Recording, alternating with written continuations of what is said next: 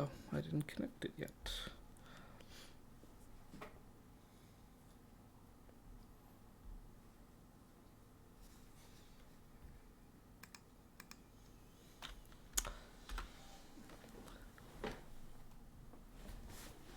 Alrighty.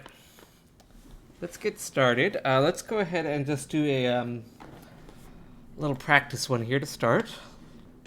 Let's go ahead and take a look at the perchlorate ion. Let's see if we can't do the Lewis structure for this particular ion.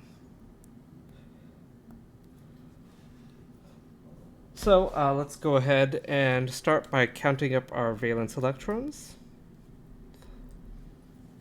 We're going to have 7 from chlorine.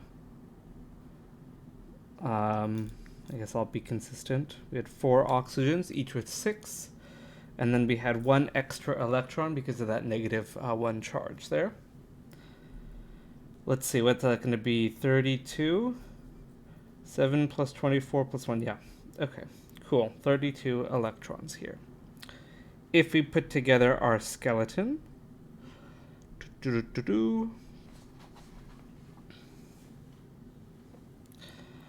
can go ahead and put our single bond in between the chlorine and all of those oxygens. That'll take up 8 electrons, leaving us with 24. And if we go ahead and start putting them on the outside, that'll be 12, 18, and now 24 electrons, which leaves us with 0. So let's go ahead and do our check. Make sure everyone's happy. Alright, so oxygen here, 2, 4, 6, 8. All of the oxygens appear to be happy. And indeed, so does our chlorine. They all have 8.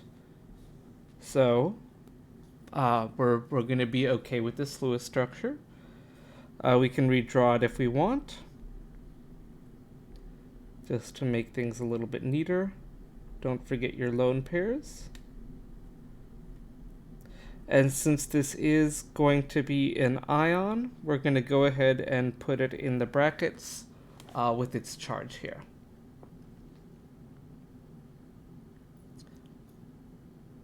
All right.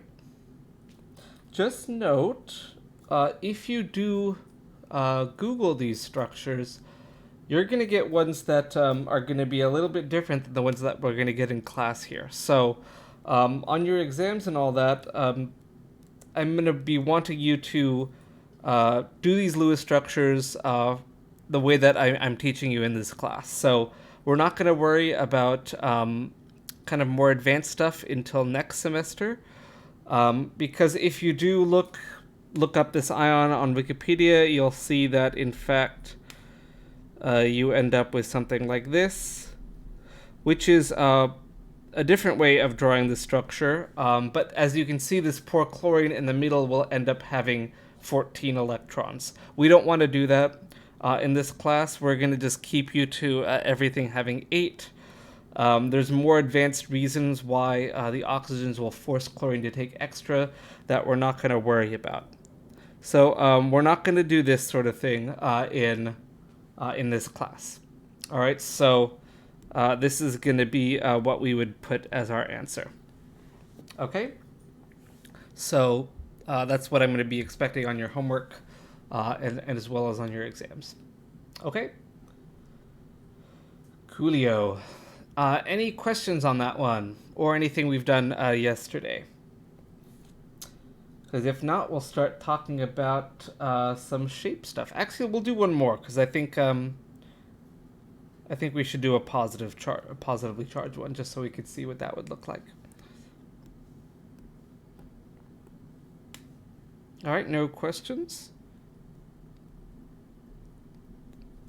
Let's do this particular ion, not as common as regular iodate. This one is a positively charged ion. Let's go ahead and do its Lewis structure as well.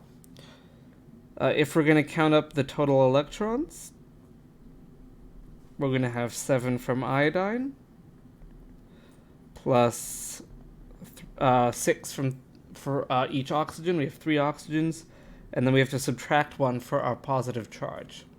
Remember, if it's positive, it has too few electrons, so we have to get rid of 1. So if we go ahead and add this up, that's going to be 24 electrons. Let's see, 25 minus 1, yeah. Alrighty. Our skeleton.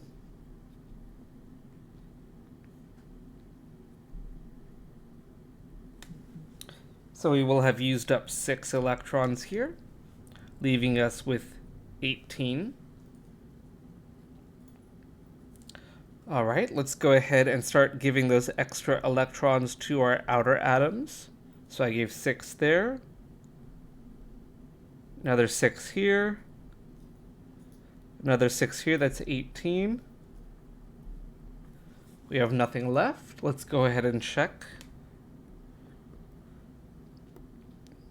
All right, looks like our oxygen has 8. So does this one, so does this one. Oh no, our iodine in the middle there is very sad and does not have enough electrons.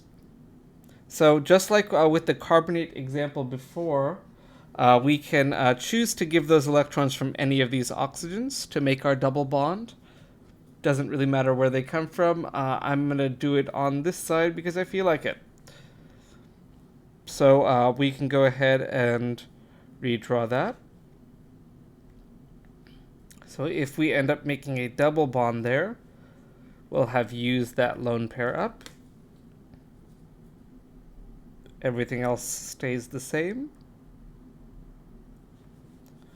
And since it is an ion, we're going to go ahead and throw it in its brackets and indicate that positive charge there.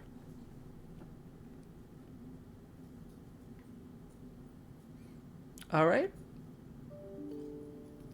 Questions on that one? Of course, for this one, you could have made your double bond on any of those oxygens. Doesn't matter. Remember, with resonance, they're going to be the same structure, so we'll be okay there. Alrighty. Well, if there's nothing on that, we can move on to kind of our next section, which kind of is getting to the whole what's the point of doing this. We're going to see that we can determine the shape of a molecule by looking at its Lewis structure. And we're going to see we're going to kind of have two categories of shape here. We're going to have what's called the electronic geometry, and then the molecular geometry. We're going to see we have kind of two things to look at here. So we're going to see that we have 2 different ways. Electronic geometry is going to include everything that is attached to a central atom.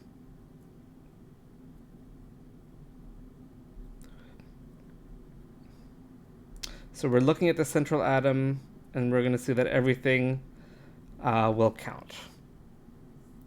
And then when we look at molecular geometry, we're going to pretend lone pairs are invisible. So we'll see what this is going to look like in a little bit. So we're going to have a bunch of names, and we're going to have some categories here. So we're going to see we're going to use a new term called Electron Domains.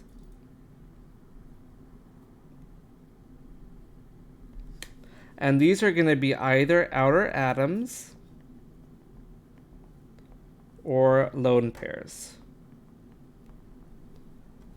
We call outer atoms X and lone pairs E. E for electron, and then X for just mystery atom. Does not matter what the atom is. Those are going to be what we're going to classify as electron domains.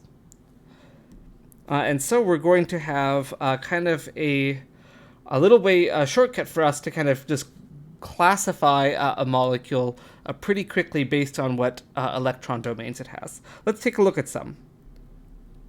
We did this one yesterday, methane.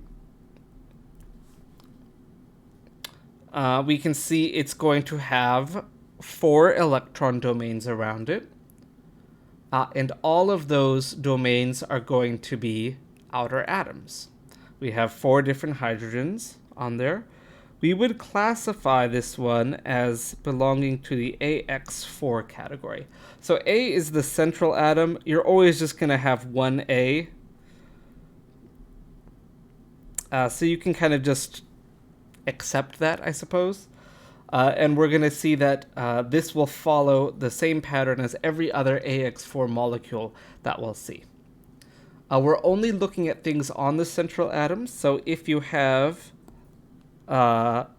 say, carbon tetrachloride with all these lone pairs out here, we don't care about those lone pairs, for this at least. This is also going to be AX4. We have 4 outer atoms. Those are all of our electron domains. That's all for our kind of pattern here. All right, so we're going to have lots of practice figuring out what these categories are going to be, and we're going to see that in a little bit. I'm going to give you a chart that's going to help you relate your categories to what those shapes are going to be. So we're going to actually kind of start off a little bit more simply than this. Let's go ahead and look at carbon dioxide.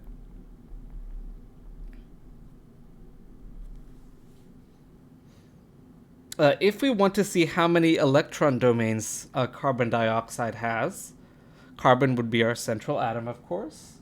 And so looking at everything that's on that carbon, we're going to see that this one will fall into the AX2 category. There's 2 outer atoms, no lone pairs on carbon, and so it's AX2. Note, double or triple bonds don't matter here. We are just looking at what's stuck onto that carbon. That carbon has 2 oxygens on it. That's all we need to know. We don't care that they're both double bonded. Does not matter for this. It matters to get the correct Lewis structure, of course, but it doesn't have any effect on its shape in this case. And we're going to see that electron domains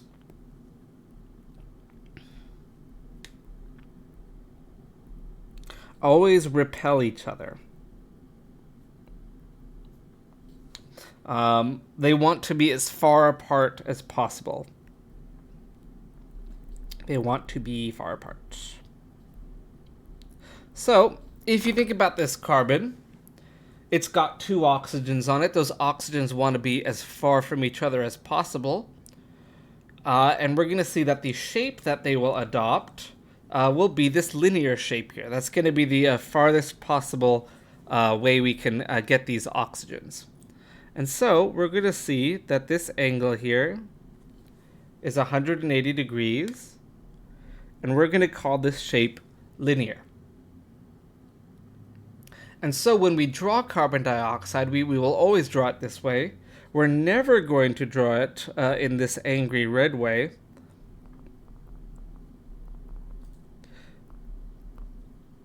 Because this implies that we have a 90-ish degree angle there. This is a big sad. Actually, no, this is a big angry. So don't draw your carbon dioxide like that. Those oxygens want to be as far apart from each other as possible. With a linear molecule, it's very easy to convey that in a drawing. So we're always going to draw it in that way up there where we can see the linear geometry. So this molecule should be linear, so let's not put this kind of weird stuff on it. So don't do that one. Angry. Okay. So we can see that there's only one other let's not worry about it, actually. Let's look at something with 3 atoms on it. let's look at boron trihydride. If we do its Lewis structure, this is what we end up with. Boron, remember, only needs 6 electrons to be happy, so it's going to be okay with this. So, of course, there are no more electrons anyway to give it, so we're good. So, if we have 3 things now, as I've drawn it, well, this looks like 90 degrees, and that looks like 180 degrees. But that would imply that this poor hydrogen in the middle is not going to be very happy, because then it's going to be squashed between 2 other ones. So what's going to happen here is it's going to end up pushing those other hydrogens down. And we're going to end up with a structure that looks like this, where we don't have them kind of in this right angle business anymore, where we're going to have all of these angles be 120 degrees. So again here, this one will be our angry one as well. So we're going to want to see that if you have 3 things on you, like this boron does, we're going to want to put them 120 degrees apart. They're going to kind of form this triangle. And as a result, we call this name Trigonal Planar.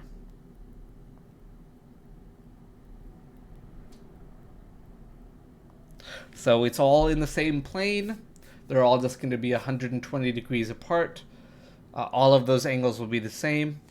This category, by the way, will follow the pattern of AX3. We have our 1 central atom, of course, and then we have 3 outer atoms.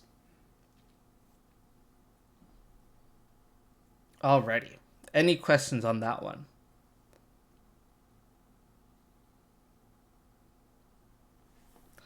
Alrighty, then let's move on to our methane. So the methane, remember, follow that AX4. These are 2D right now, because that's going to be the best way to do it. So we can keep them all in 2 dimensions. Right now, these are going to be, that's why it's called planar, is because it's completely flat. We're going to see with this one, we're going to have to bust into 3D.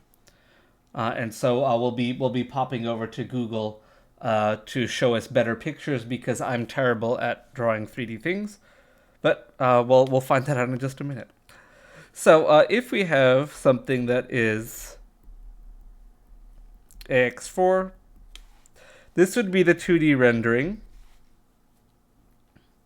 which would imply 90-degree angles. But it turns out that by morphing into 3D, we can end up making things a little bit nicer. And I'll explain what this kind of looks like. So this dash line here means it's going into the page. And this kind of wedge thingy here, this is called a dash. This is a wedge. This is coming out of the page. So we have to go into 3D for this one in order to make these happy. And it turns out that this angle here is 109.5 degrees. So we could actually get them a little bit farther than 90 degrees by popping them into 3 dimensions. So let's go ahead. Let's Tetrahedral Geometry. Let's take a look at what this looks like. Let me share the Google. Share the Google. My God, I'm so old. Okay. So we're going to see here that it's going to look like this. So we have kind of one going backwards, one coming out at us. Oh, actually, I guess you can't see that. Sorry. We've got kind of a couple of them that are in one plane. And then you have one going backwards, one coming out at us. Let's go ahead and see some lovely pictures here. It's kind of nice. You can kind of see it in this pyramid structure here, or if you were to kind of create it with little balls and sticks here, where you're going to have one that goes backwards, one that comes out, and then the other two are in the plane here. So that's going to be what this kind of looks like. So hopefully we can see it here in 3D much better than I can draw it.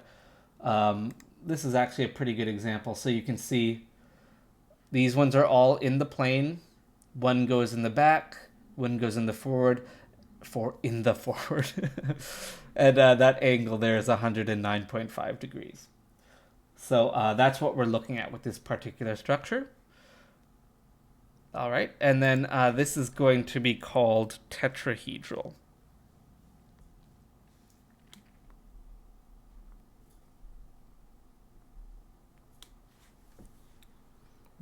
All right, and so that's all we have for electron geometry. So lucky us, there's only 3 categories that we're going to cover in this class. If you take 111, you'll learn a couple more, but we kind of cap out at 4 electron domains in this class. So we're going to be able to assign the electron geometry to a particular substance based on its Lewis structure. So let's go ahead and do another one. Let's do an example and see if we can't determine its geometry. So I'm just going to kind of do a short cheat sheet. We'll expand this later.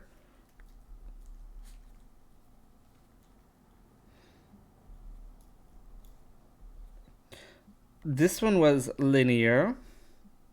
This one was trigonal planar. And this is tetrahedral.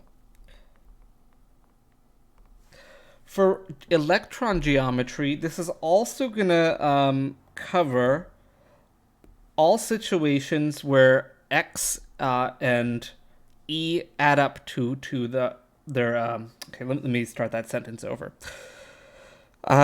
We have something called a coordination number.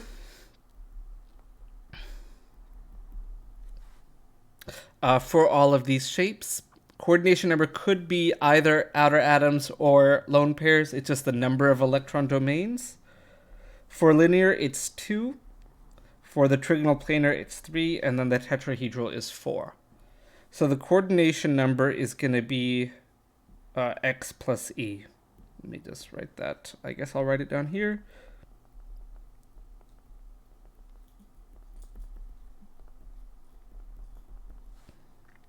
We haven't seen any with E's yet, but let's go ahead and do an example. So let's take our water. And yesterday we did its Lewis structure. We see that this is its structure here. Or however way we happen to draw it yesterday. Doesn't really matter. We're going to see here that if we count the number of domains on water, in purple, we have 1, 2, 3, 4. Remember, lone pairs do count as electron domains. So we would classify this one as AX2E2. It's got 2 outer atoms and 2 lone pairs. So I guess I'll just write that. 2 outer atoms, 2 lone pairs on our central atom. All right, and so we're going to see if we add up our X plus E, that's going to equal 4, which is going to put us in that category of tetrahedral. So by looking at your coordination number, you can get the electron geometry of a particular molecule. So you're just looking at how many things are stuck on your central atom, and that's going to tell you its electron geometry.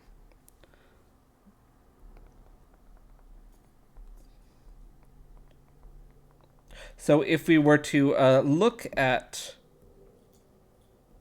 this angle right here, we would say it's 109.5. We'll see in a little bit that might change, but for right now we're okay. We're predicting a bond angle of 109.5 here because it's tetrahedral. In a tetrahedral structure, all your bond angles are 109.5.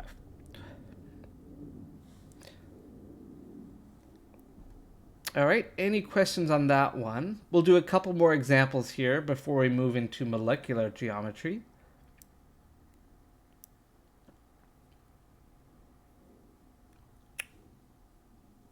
All right, so far so good. Let's take a look at that other guy we did before, IO3+. We got this as our Lewis structure.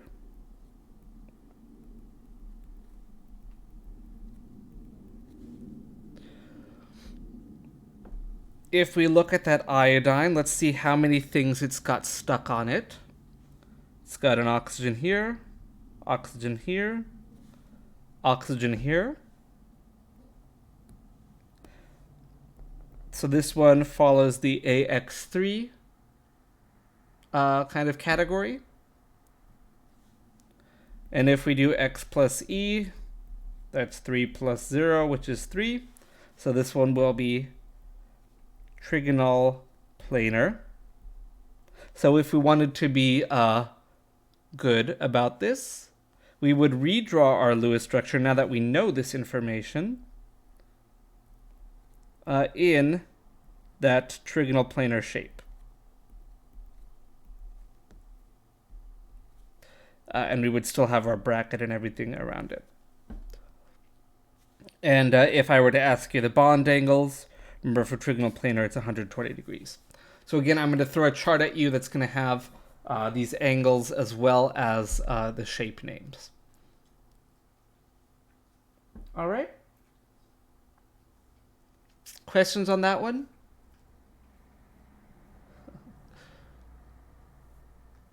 These damn doggos are so cute. Just want to stare at him all day. Okay.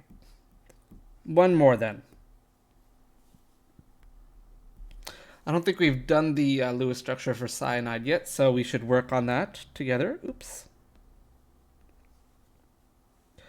If we do the structure of cyanide, we have 4 electrons from carbon, 5 from nitrogen, plus 1 for the charge.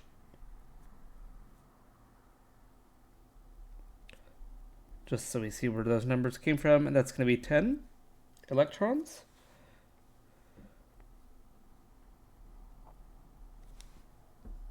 In this case, it's not so obvious what our central atom is. It's going to be carbon, even though there's only 2 atoms. We'll consider our carbon to be the central one.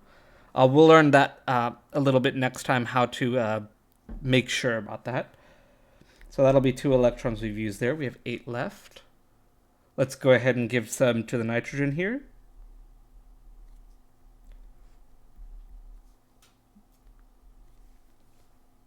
We had 2 left, so we're going to give them to carbon. We have we're running out of electrons now. Nitrogen has 8 electrons. Oh, but poor carbon only has 4. So we're going to need to give it some more. So notice that carbon has 4 electrons, needs 4 more. So we're going to have to actually take 2 lone pairs from nitrogen and morph those into a triple bond. And we're going to be left with this as our structure. And of course, since it is a negative charge, we'll put that in our brackets. Okay, so we've come up with the structure of cyanide. Let's take a look at carbon and see what it's got on it.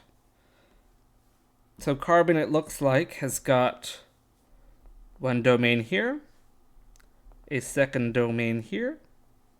That's it. This would be categorized as AXE. We typically don't put 1, but if you really wanted to, you could put 1 and 1 there. That's okay. So its coordination number would be 1 plus 1. And according to math, that's 2.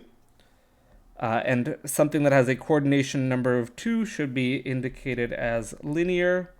And so we're expecting this molecule would, or this ion will adopt a linear structure, which it will. It'll have that lone pair on one side, and it'll have the nitrogen on the opposite side. And so it'll be linear in that way. All right. So as you can see here, it's a bit of a process, coming up with the Lewis structure, categorizing it, and then determining its shape. Are there any questions on any of this so far?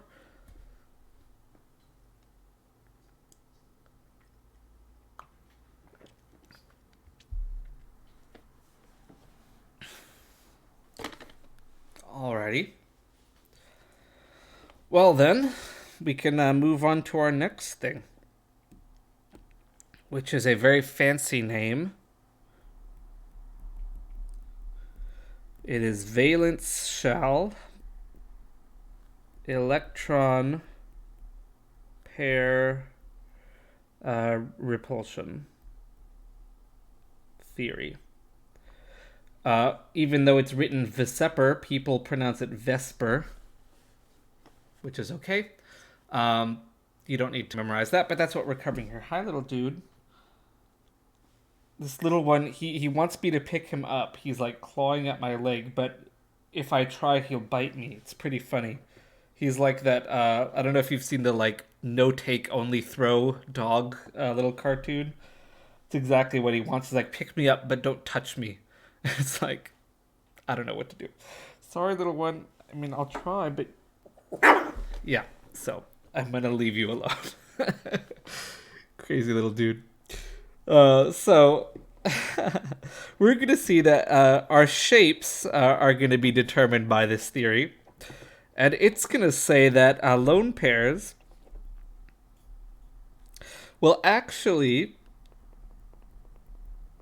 repel more strongly than outer atoms. So outer atoms repel each other, lone pairs repel each other, but we're going to see that lone pairs are going to actually be pretty strong at repelling. So let's take a look at what this sort of thing is going to be. Let's take a look at ammonia, Nh3. What are you doing, little dude? He's climbing into my, nope. He found a piece of trash. Okay. So ammonia's Lewis structure, if we were to do it, we'll have 5 plus 3, which is 8.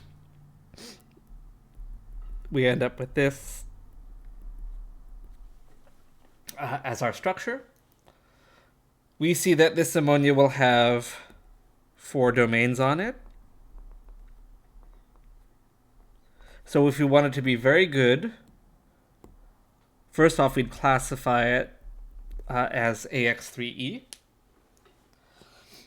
And so we are going to see that that's going to have a coordination of 4, so that's tetrahedral.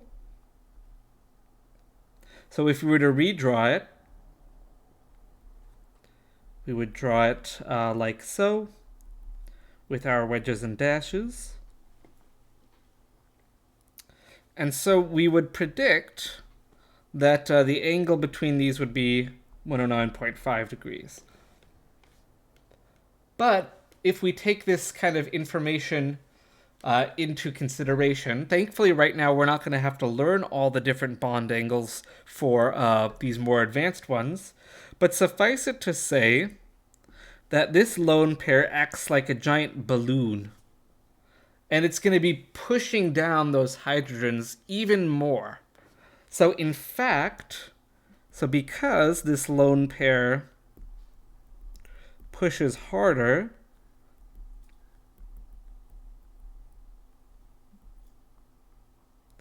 away from itself, the HNH, oh god, that's just terrible. Okay, there we go. Bond angle ends up being less than 109.5. So we would predict a tetrahedral bond angle should be 109.5. That's the ideal angle. That's what we see in something like methane. But if we look at the bond angle between those two hydrogens and the nitrogen using those 3 points, it's actually going to be less than 109.5. It's actually going to be around 107.5. But we're not going to have to learn that number. But suffice it to say that this number is what we're looking for. We're looking for just having you answer less than 109.5. Because those electrons are going to push down those hydrogens even more. All right?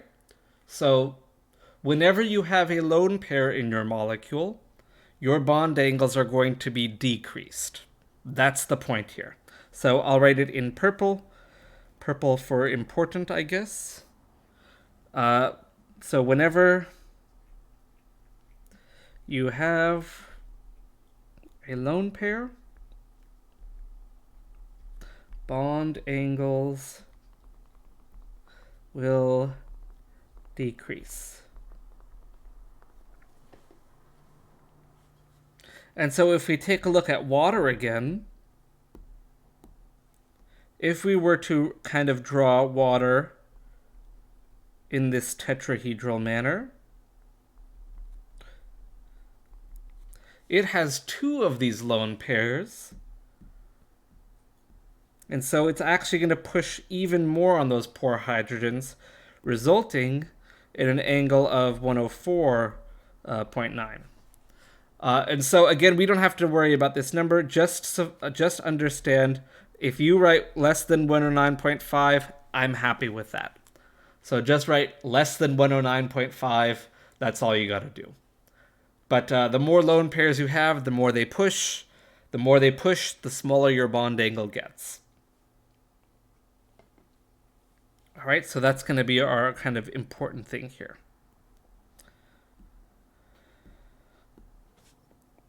Alrighty. Any questions on that kind of concept? So lone pairs, big, bulky, negatively charged, or kind of more negative, they're just electrons, are going to push down to try and get away from the other electron domains. Alrighty. Not seeing any questions, so let's move on then. If we take a look at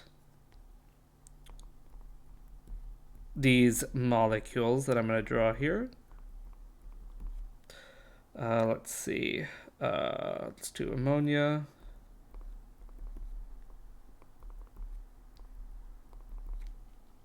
and water, and HCl. We're going to see here that all of these have a coordination number of 4. This one is AX4, AX3E, AX2E2, and then chlorine will be our central atom here. That's going to be AXE3. So each of these will have a coordination number of 4. So electronically, these are all tetrahedral.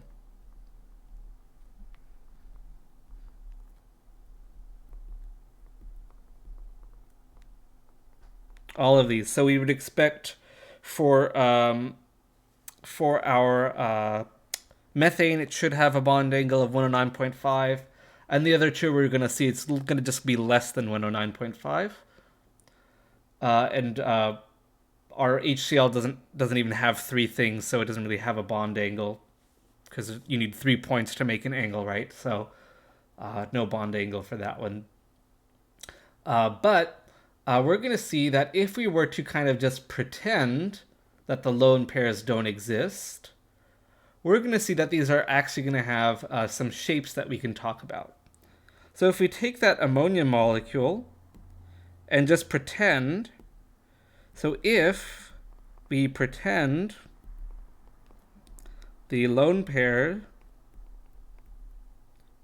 isn't there, and just look at what's left, if we redraw our ammonia,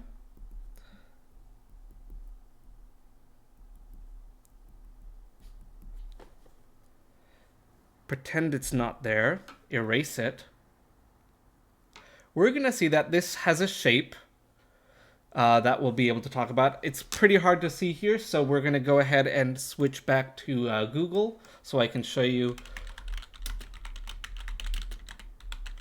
We're going to see what this looks like here. Let's have a nice example. This is what it's going to end up looking like. So you're going to have your nitrogen up here. And instead of all of these hydrogens being flat out, like they were if it were trigonal planar, these are still going to be pointing down. So all of these hydrogens are still pointing down. So we're just kind of pretending that top little bit isn't there anymore. Let's see if I can't find a nice picture for you guys here. So we're just pretending that that top bit isn't there anymore. These are, I guess that's kind of a gigantic structure of it, but that's kind of the idea. This is probably phosphine, where you have your central atom and then you've got these three atoms all pointing down. Again, it looks like all these are kind of the same drawings that are not as... Aha! Here, that's a more exaggerated example here. So we've got our central atom, our three outer atoms are pointing down. And if we look here, they kind of form a pyramid with three sides. And so we call this geometry Trigonal Pyramidal. So this kind of forms a pyramid. Let's see if I can... If I were to like kind of redraw this. So this kind of forms this pyramid shape, which we will call Trigonal Pyramidal. Wow, let me try that again. Pyramid AL. Pyramidal. This is going to be everything that falls under the AX3E category will be trigonal pyramidal. So again, at the end, we're going to organize this into a nice little chart so we can very clearly see what categories will give what shapes. And the bond angles here technically are going to be in the 107 range, but for us, we just say that the bond angles is just going to be less than 109.5. That's all we need to know. All right, so if you were to have anything else that falls under this category, so for example, PCl3, phosphorus trichloride, this will also fall under the AX3E category, or AX3, oh no, yeah, I said it right, AX3E. We have three outer atoms, one lone pair on our central atom. And so we will expect this molecule to be trigonal pyramidal. In terms of, wow, I can't spell pyramidal. We would expect it to, that's going to be its molecular geometry. Molecular geometry will be trigonal pyramidal. Its electron geometry is still tetrahedral, but its molecular geometry will be trigonal pyramidal. And so we're expecting bond angles that are going to be less than 109.5. And so let's go ahead and find out what those bond angles are going to be. So I'm going to just pop off. We're going to go to Wikipedia here. We're going to have a look. We're going to look at phosphorus trichloride. In this case, they're going to be about 100, just because the phosphorus is a little bit bigger. We don't need to worry about the exact bond angle, but we're looking at it to be less than 109. So that's what we're looking for. All right, so that's what our we're going to see here with its trigonal pyramidal shape. And look, lo and behold, we can even see here in the description that it's going to have that particular shape. Okay. Cool. Let's go ahead and look at water again. I'm going to redraw our water a little bit differently this time. where we're going to have our lone pairs being on the wedge and dash, we're going to see that this one will be our kind of quintessential AX2E2 molecule. And the shape that we're going to call this one, if we pretend those lone pairs aren't there, oops, just looks like that. We just call this bent. So it is a bent molecule. We're again going to see that this should just be less than 109.5. So in reality, we can't see lone pairs. We can't see electrons. They're smaller than anything we can possibly see. But we can measure bond angles. And so that's the evidence that we have, that even though we can't see the lone pairs on oxygen, that the fact that the bond angle is going to be less than 109.5 tells us it's not linear. If it were linear, we would expect it to be 180, right? But we have evidence that says it's going to be about 104.9, which is going to be more closely aligning with this theory of geometry. So again, electronically, it's tetrahedral, but molecular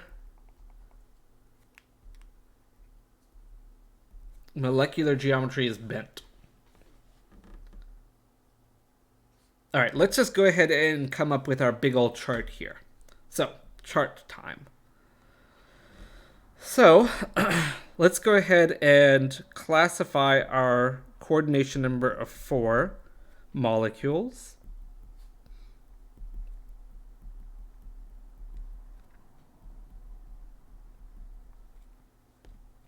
And then we'll have our coordination number of 3 molecules. Oops, should be a 2. And then our coordination number of 2. Oh my goodness. Okay. Oh my goodness. So for this, we'll have our electron geometry here, and our molecular geometry. Alrighty, so the electron geometry for all of these ones is tetrahedral, for all of the things with coordination number of 4. For our molecular geometry, we don't have any lone pairs for AX4, so its molecular geometry is the same. It's still tetrahedral. If we throw in 1 lone pair, we get the trigonal pyramid. If we throw in 2 lone pairs, we get a bent molecule. And if we have 3 lone pairs, it's just linear. There's only 2 points in that sort of molecule, and so we're going to see that that will be linear. An example of all of these,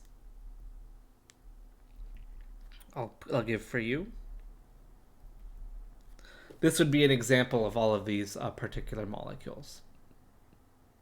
So if you ever, forget, you can use these molecules as references. And they're kind of they're your archetypes here. They're going to show you the shape for all of these. Alrighty. So if we go ahead and look at some coordination number of 3 ones, these are all going to be trigonal planar electron geometries. And for molecular, again, we're going to have the same thing for AX3, trigonal planar.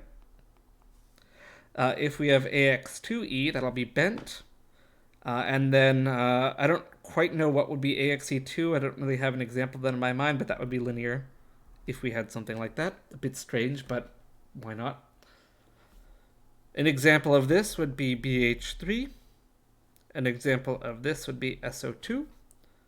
I do not have any examples off the top of my head of what would possibly fall in this category. Here, let's Google it. AXE2 molecular geometry. Let's have a look. What would possibly fit under this category? Is there anything? AXE2. I don't see anything. Let's see.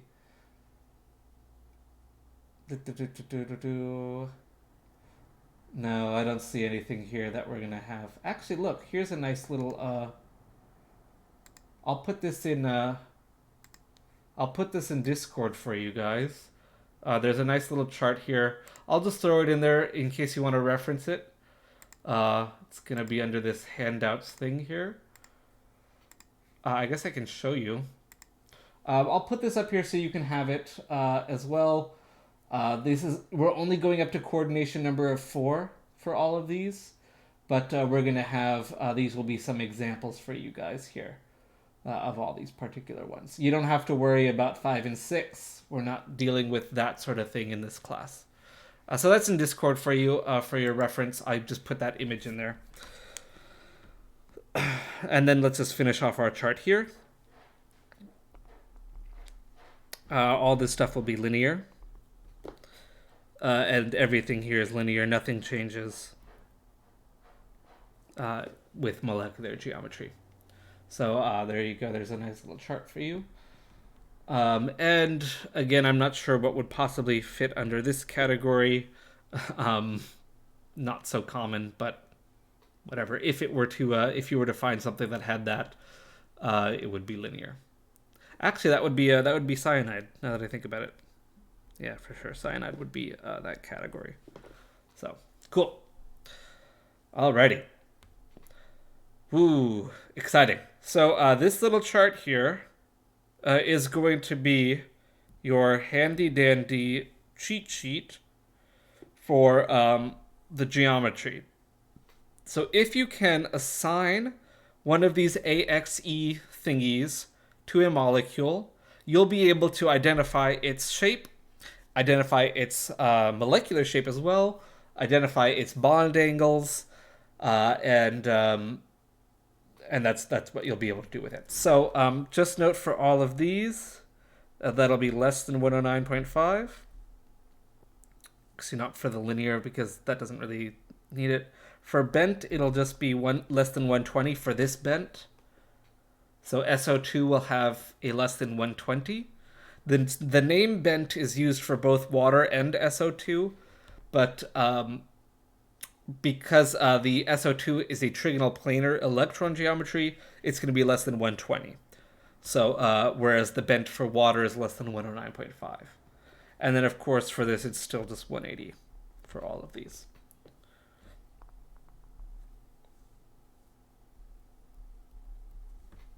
Here, actually, let's just, oh gosh.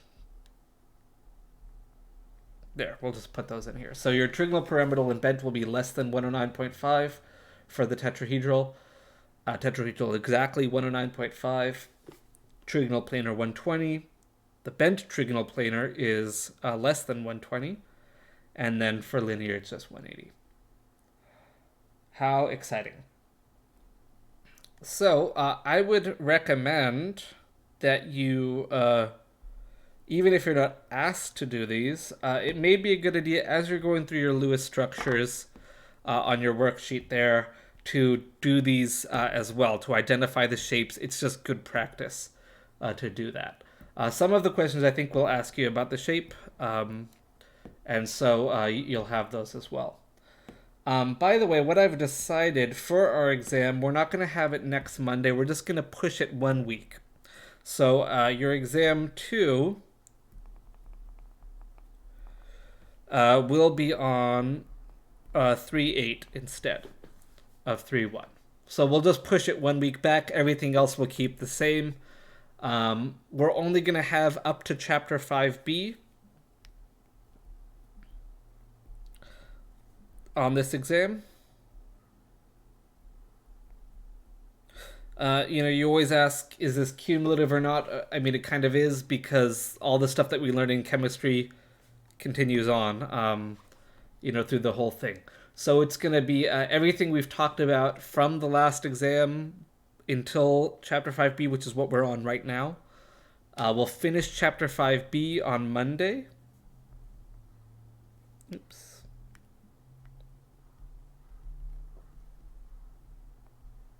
So we're going to finish 5B on Monday. And then that's going to be all of the stuff that's going to be on exam 2. So you'll have a week to study everything of the material. Of course, you can study right now. You've got plenty of stuff we've talked about. I think we're going to be basically going from chapter 3B to 5B. So that covered stuff like the empirical formula. We had electron configuration and stuff about light, the naming of molecules, and these Lewis structures as well. So that's going to be kind of the big categories that are going to be on this exam. Of course, empirical formula also would be mass percent and stuff too with that, because empirical formula is just the opposite of mass percent, right? So this is kind of what we're looking for on this next exam. All right. Cool. So that's what we'll do. So we'll just have our regular class on March 1st, and then we're just going to push our exam. I'm going to send out an email for this as well, just in case people aren't paying attention to the videos. I don't want them to be like, what the hell, what's happening with this exam? So, yeah. So cool. Alrighty, so we'll continue practicing this stuff. We just have one more kind of last bit to talk about, which is polarity. That's going to be our last section for this chapter, and we'll finish that on Monday. We'll also talk about electronegativity on Monday. And we'll do a little practice, perhaps, and then we can go ahead and get started on our next section, which is going to be on intermolecular forces. So the Lewis structure homework, I'm going to make it due, I guess, next Saturday. So, like, what is that, 8 or 9 days from now? So it'll be due, I guess, on, like, the 6th. Because that way you'll have the 7th to look at the answer key for that. And then the 8th you'll take your exam. So you'll be able to have some time to look at the answer key. Okay. So with that, have a great weekend. Enjoy. Get some studying in if you can. Get your naming worksheet.